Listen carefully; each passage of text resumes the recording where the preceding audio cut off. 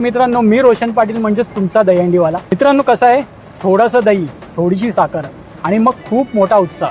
मित्रांनो, तुम्ही दरवर्षी दहीहंडी फुटताना तर बघता, पण त्यामागची मेहनत, त्यामागची जिद्द ही तुम्ही बघत नाही. आणि त्यासाठीच आज आपण आलो आहोत कांदिवली येथे ओम साई माऊली क्रीडा मंडळ या गोविंदा पथकाला भेट देण्यासाठी. तर चला जाणून घेऊया पुढील माहिती त्यांच्या सदस्यांकडून. नमस्कार दादा. नमस्कार. दहीहंडीचं वातावरण चालू झालंय, कसं वाटतंय? आम्ही तर वर्षभर वाट बघतो. म्हणजे या वर्षीची दहीहंडी संपली की लगेच पुढच्या वर्षीच्या दहीहंडीची आम्हाला म्हणजे आमचे प्लॅन्स ठरलेले असतात की पुढच्या वर्षी काय करायचं आहे. यावर्षी आपण कुठे थांबलो आहे तर त्याची सुरुवात पुढच्या वर्षी आपण कुठून करायचं आहे. खरं तर आम्हाला सांगायला आवडेल की गेल्या वर्षीचा आमचा प्रवास जो 9 ताराचा थांबला होता, म्हणजे थोडक्यासाठी म्हणतो ना आपण की 100%पैकी 20% नशीब आणि 80% मेहनत आमची होती, पण त्या 20% नशिबाने आम्हाला हरवलं.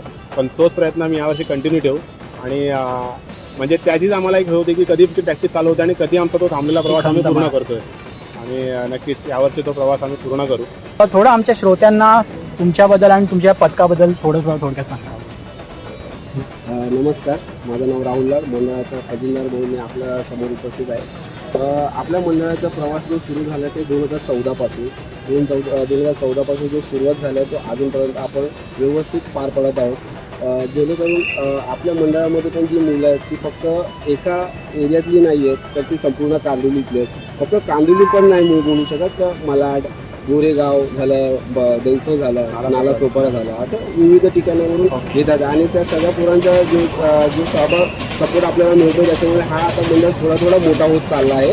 आणि आपला हा जो परिवार आहे आणि तो खूप उंच जात आहे, पुढे जात आहे. सांगा, गोविंदा पथक तयार करताना सगळ्यात मोठं आव्हान काय होतं? सर्वात मोठं आव्हान म्हणाल तर एकी. आता आमच्या कांदिवलीत प्रत्येक विभागाची पथकं होती. म्हणजे बरीच विभाग आहेत. लालजीपाडा झालं, साईनगर झालं, संजयनगर झालं किंवा गांधीनगर झालं, अशी मोठी बरीच चारकोप असेल अशी विभाग होती. पण आता कोविडच्या काळानंतर असं झालं की प्रत्येक पथकं बंद झाली. त्याच्यानंतर मग आम्ही प्रत्येकाला जाऊन भेटलो, बाबा तुम्ही या इथे जॉईन, आपण कांदिवलीसाठी खेळू. आता आपल्या गोविंदा पथकाचं नाव कांदिवलीचा राजाच होता, ओम साई माऊली क्रीडा मंडळ. तर आपण तसं सर्वांना एकी केली. म्हणजे एकी करणं खूप मुश्किल होतं, कारण की हाताची सगळी बोटं सारखी नसतात. त्यामुळे प्रत्येकाशी कन्क्लूड करणं की बाबा प्रत्येकाला बाई तुमचं स्वतःची इथे वैयक्तिक मतं चालतील असं त्यांना पटवून देणं, किंवा तुमच्या काही अडीअडचणी असेल ते आम्ही समजून घेऊ. म्हणजे म्हणतो ना की एखादा बॉसगिरी केली की आपण असं म्हणतो ना की बाई हे पथक माझंच आहे किंवा इथे माझं बोलेल ते चालेल. तसं आमच्याकडे असं नाही आहे. म्हणजे मी आणि राहुल स्वतः खेळाडू म्हणूनच वावरतो किंवा त्यांच्यातलेच म्हणून आम्ही राहतो, किंवा आम्ही कधी दाखवत नाही की बाबा की आम्ही पण मंडळाचे प्रतिनिधी आहे किंवा तो कोच आहे, मी कॅप्टन आहे, असं आम्ही कधी दाखवतच नाही. आम्ही आमच्या पद्धतीने ती गोष्टी करत असतो, त्यांच्यामध्ये राहून त्यांच्यामध्ये मिसळतो, त्यांचे पॉईंट्स आणून घेतो.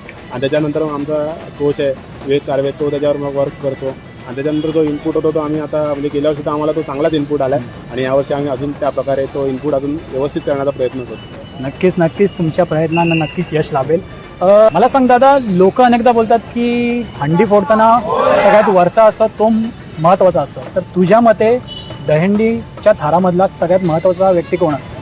प्रत्येक गोविंदा महत्त्वाचा आहे. असं म्हणायला गेलं तर जो हंडी फोडणारा व्यक्ती आहे तो शिडीतून जातो, मग तो शिडीचा व्यक्ती पण महत्त्वाचा आहे. जो हंडीचा मेन पाया तो बेस आहे, ते बेसची व्यक्ती पण महत्त्वाची आहे. जर बेसच लागला नाही तर हंडी कुठून लागणार? त्यामुळे प्रत्येक गोविंदा महत्त्वाचा आहे. आणि त्या प्रत्येक गोविंदामुळे आज आपल्याला हे थर सुंदर बघायला भेटतात. त्यामुळे मी म्हणू शकत नाही की हा युनिटीच आहे. म्हणजे आपण म्हणतो ना, किंमत एकीला असते, एकाला नसते.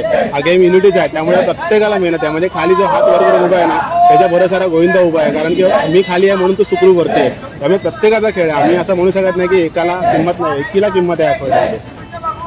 काय होतं, दहीहंडीच्या दिवशी अनेक लहान मोठी पथकं निघतात आणि पैसे कमवण्यासाठी फक्त बाहेर पडतात. त्यामुळे काय होतं, इजा होतात, अपघात होतात. तर अशा मंडळांना तू काय सांगशील? त्यामुळे कसं होतं, जे मंडळ 2-2 महिने प्रॅक्टिस करतात त्यांना गालबोट लागतं. तर अशा मंडळांना तुमच्यातर्फे काय आव्हान असेल? तर अशा मंडळांना आमच्याकडून हेच आव्हान असेल की भाऊ, हा गोविंदा आज भारत सरकारने साहसी खेळाचा दर्जा त्या खेळाला दिला आहे. तर त्या खेळाला कोणतेही गालबोट लागू नये असं काही करू नका. जेणेकरून तुम्हाला जर दहीहंडी खेळ खेळायचा आहे तर तुम्ही व्यवस्थित प्रॅक्टिस करा. किमान 10 ते 15 दिवस जरी केला तरी तुम्ही 4 ते 5 तर इझिली लावू शकता. तर आणि दहीहंडी खेळताना प्रॅक्टिस करताना पण तुम्ही जेवढे प्रिकॉशन घेऊ शकता तेवढे घ्या. आणि कोणत्याही प्रकारच्या नशा व्यसन कोणत्याही प्रकारचं करू नका, जेणेकरून ह्या खेळाला ह्या सणाला गालबोट लागेल असं वागू नका. हीच आमच्या तुम्हाला सर्वांना, सर्व मंडळांना एक विनंती आहे. दहीहंडीच्या दिवशी काही दहीहंडी आयोजक डान्सचे कार्यक्रम ठेवतात, त्यामुळे कुठेतरी दहीहंडी मंडळाचा वेळ वाया जातो, कारण दहीहंडी मंडळी गेली 2-2 महिने प्रॅक्टिस करत असतात, तो एक दिवस चांगला घडावा म्हणून. तर त्याबद्दल तुझं काय बोलणं? मी म्हणेन की असं करू नका, कारण की आम्ही 2 महिने प्रॅक्टिस करतो, 2 ते 2.5 महिने. नंतर त्याच्यानंतर आपली मोठी ट्राय असते, म्हणजे 8 किंवा 9 तर आपण खेळत असतो.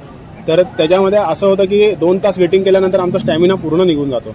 एका ठिकाणी 2 तास उभं राहणं आणि त्याच्यानंतर डान्स संपल्यानंतर एखादं नामांकित पदक आलं की त्यासाठी अजून आपल्याला 1 तास थांबायला लागतं.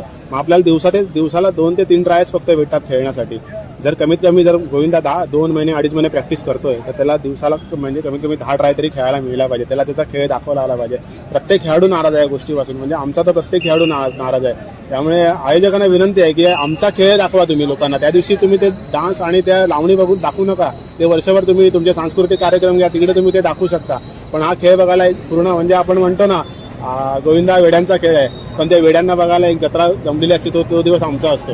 तर नक्कीच मी आयोजकांना तुमच्यामार्फत विनंती करेन की त्या दिवशी आम्हाला दाखवा लोकांना, आम्हाला बघू दे आम्ही कशा पद्धतीने खेळतोय. डान्स आणि लावणी याच्यामध्ये आम्ही जर उभं राहिलो तर आमच्या 2-2.5 महिन्याची जी स्ट्रगलिंग आहे, जी मेहनत आहे, ती आम्हाला लोकांना दाखवायला भेटत नाही. आणि आम्ही कुठेतरी आतमध्ये अनसॅटिस्फाईड असतो या गोष्टीसाठी की आम्हाला जे 2 महिने आम्ही मेहनत केली ती आम्ही कुठे दाखवू शकत नाही, किंवा त्याचा आम्हाला चीज नाही होत. म्हणतो ना आपण आपल्या घामाचा चीज झालं पाहिजे, पण ते आमचं होत नाहीये. तर विनंती आहे आयोजकांना की असं करू नका कृपया. तर मंडळी, हे होतं कांदिवलीमधलं ओम साई माऊली क्रीडा मंडळ. अशाच पुढच्या भागामध्ये भेटूया एका नवीन मंडळासोबत. तोपर्यंत जय हिंद, जय महाराष्ट्र, जय गोविंदा. खरं तर आपण एक छोटासा रॅपिड फायर क्वेश्चनचा राऊंड घेऊया.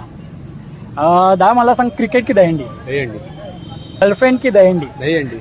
रेन डान्स की दहीहंडी डान्स? दहीहंडी डान्स. मॉर्निंगची प्रॅक्टिस की नाईटची प्रॅक्टिस? Night practice. आता शेवटचा प्रश्न, मुंबईच्या अंड्या की ठाण्याच्या अंड्या? मी तेच उत्तर देईल, ठाण्याच्या हंड्या आणि मुंबईची पोरं. कारण की पण नक्कीच ठाणेकरांचा म्हणजे हे वाटतं आपल्याला अभिमान किंवा थँक्सफुल व्हायला पाहिजे की त्यांनी मुंबईला तिकडे तेवढा मान दिलाय. कारण की आपण बघतो ठाण्यामध्ये की ठाण्याची हंडी आणि मुंबईची हंडी अशी वेगळ्या पद्धतीत बांधलेल्या असतात. आयोजकही त्या गोष्टी करतात, पण त्यांनी मुंबईच्या मुलांना प्रोत्साहन दिलंय.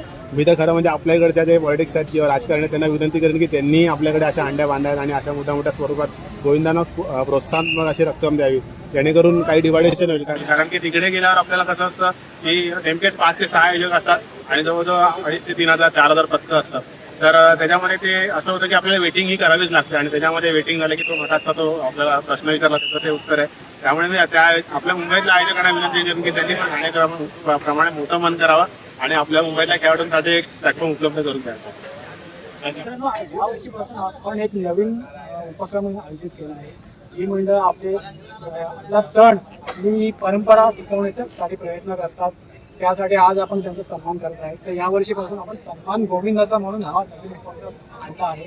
तर आपण ओम साई माऊली क्रीडा मंडळाचा सन्मान करतो.